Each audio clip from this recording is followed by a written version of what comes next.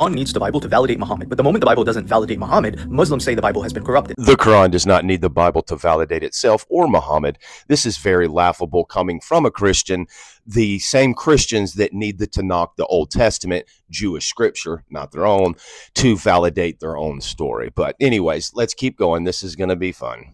Now, this is a huge problem because we end up running in a circular argument. The Quran acknowledges both the Torah and the Bible to be real revelation from God. In Surah 7:157, Muhammad is said to be written in the Torah and the Gospel. This is a massive claim because it means the Quran is appealing to previous revelation that Muhammad is a true prophet. First, the Quran doesn't mention the Bible. It specifically names the Torah, Psalms, and Gospel. Second, this isn't circular reasoning. The Quran calls itself the final authority that confirms and corrects earlier scripture. Third, Christians do the exact same thing. Jesus himself references the Tanakh, the Old Testament, in Matthew 5:17, Matthew 15:6, Mark 7:13, I believe. So if you're saying the Quran needs prior books to prove Muhammad, then by your own logic, Jesus needed the Tanakh to prove himself.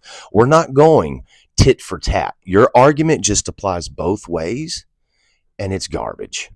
Then the Quran goes even further. In Surah 5:43, Allah asks the Jews why they seek Muhammad's judgment when they already have the Torah containing Allah's judgment. Key word, judgment. Judgment meaning a ruling. In Surah 5:47, Christians are commanded to judge by what Allah has revealed to them in the Gospel. Judge again, which is a ruling. Judge meaning a ruling. In Surah 5:68, the people are told they have no ground to stand on unless they uphold what was been revealed in the Torah and the Gospel. There is no upholding. It said observe. Right here it says observe. The other one said judge, and the other one before that said judgment. We're seeing a pattern in Surah 5 that it's speaking about the law, that Jews and Christians do not obey or observe the law that God put in front of them. Then it gets really interesting. In Surah 1094, Muhammad is actually commanded that if he's ever in doubt, to ask the people before him who had the scriptures. The classic, let's take this verse out of context. Are we not going to put 92 and 93 into context with 94? Because it's speaking about what actually happened to Pharaoh. Instead of hearing the story from the Jewish side, we get the actual correction from Allah. Now, I want you to stop right there. Which Torah and which Gospel? And please don't tell me the originals that were given to Moses and Jesus, because the Quran wasn't speaking to Moses or Jesus. It was speaking to the Jews and the Christians in the 7th century that already had those scriptures in hand in their possession. Now, you see this, right? If those scriptures were already corrupted, why doesn't Allah just say, don't trust those books, they have been altered? But he doesn't. In fact, he tells people to uphold them, to judge by them. Again, you're trying to uphold. It's saying to judge. God is calling out Christians and Jews because they have no law that they observe. The law that they were given, they do not observe it at all. It's not about upholding it. With your word and upholding it is you want to uphold the gospel, but you're not upholding the gospel. Because you Christians look at what Paul says in Romans when he says that you are not under the law, but under grace. But Jesus himself said he did not come to abolish the law, but yet to fulfill it. And even went a step further and said, if you lustfully look at a woman to pluck your eyeball out. So he went one step further than this. And he showed you that you should observe the law and told the Jews of his time in those gospel stories that you're talking about. He told the people to observe the law. But yet Paul comes around and tells you not to. Because you're saved under grace because of the death of Jesus, which is so paganistic. But anyways, that's besides the point. Then comes the argument I hear all the time. Well, the Bible has been corrupted. Do you not see how that completely collapses your argument? You first appeal to the Bible to prove Muhammad. Surah 7:157.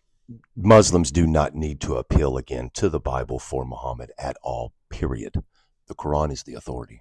You're literally asking the Jews and the Christians to look into their own scriptures for confirmation about your prophet. You see how that's circular? If those scriptures don't prove your conclusion, then they're corrupted. And in the beginning of the video, I showed you it's not circular because your argument is the same argument that you can say for yourself. Because when you go ask a Jew about their own scripture, when a Christian is saying, well, in Isaiah here, it's speaking about Jesus and the Messiah coming, and you go ask a Jew and it says, no, it's not speaking about any of that. It's speaking about the children of Israel.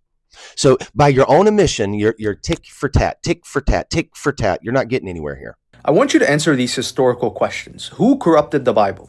When was it corrupted? Where is the historical record describing this corruption? Which verses were changed? Where are the manuscripts that contain the original prophecy of Muhammad? Because if the Torah and the Gospel were already corrupted before Muhammad, then the Quran is sending people back to corrupted books and using corrupted books to validate Muhammad's prophethood.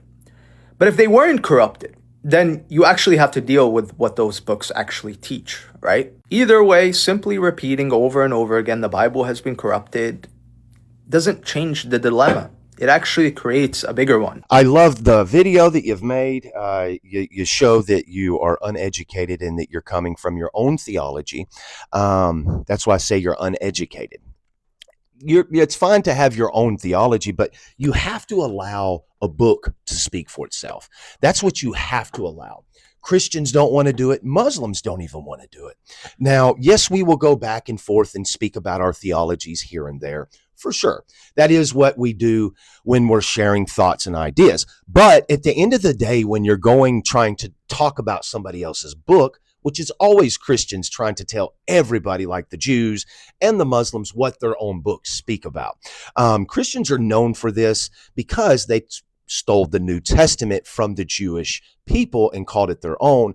And just like I was saying about Isaiah, how in the book of Isaiah, it's not speaking about Jesus. It's not a prophecy about Jesus at all. It is about the children of Israel. And that is the understanding from a Jewish perspective. But yet we'll have Christians tell the Jews, no, you're wrong. This is what it says. Just as we have this gentleman here telling Muslims that, no, this is not what your Quran says. This is what it says.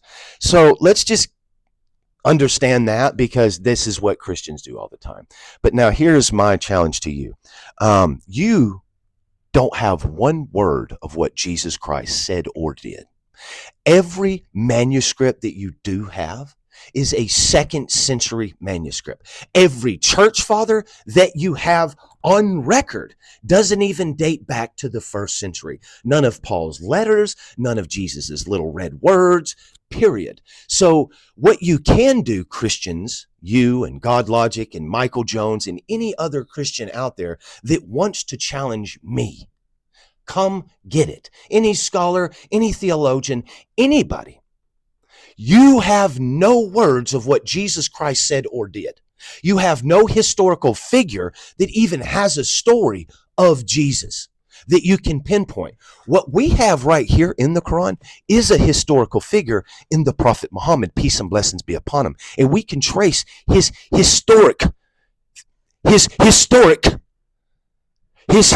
footsteps right back. Can we do that to anybody else? No. But the reason that we are going to talk history is because with the Prophet Muhammad, we do know that he is a real person. And he is the only real person that we know in history that has a story of Jesus Christ. Next.